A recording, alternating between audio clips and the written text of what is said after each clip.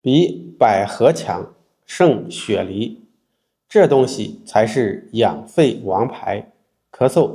慢支、肺结节全能调。有这样一味药，强过百合，胜过雪梨，还具有很好的润肺养肺的作用，帮助我们调理咳嗽、慢性支气管炎、肺结节以及上火痰多等问题。在《神农本草经》里头被尊为上品，又叫尾瑞、女尾和黄角鸡。如果出现这种情况，用玉竹调理就很合适。比如经常干咳，痰不多但又黄又稠，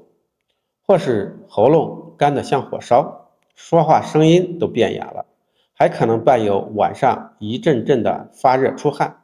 大便干硬拉不出，以及浑身燥热、口渴想喝水的问题。这时伸舌头看看，通常会发现舌苔黄腻、舌质发红，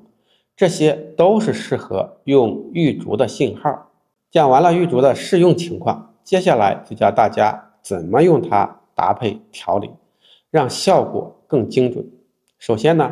可以搭配一个瓜蒌。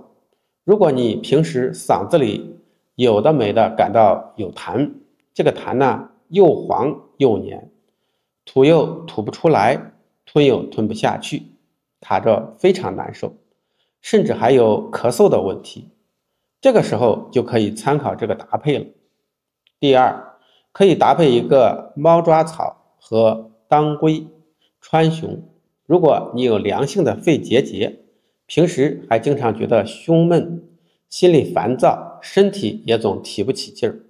倦怠乏力，伸舌头观察能看到舌面上有少量的瘀斑，舌下的血管还呈暗紫色，这种情况下就可以参考这个搭配来调理。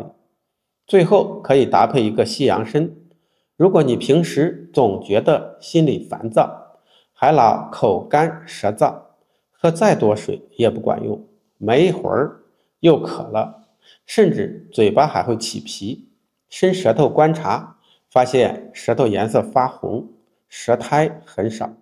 这种情况下用玉竹配西洋参就很对症。好了，那今天就和大家分享到这里了，我们下次再见。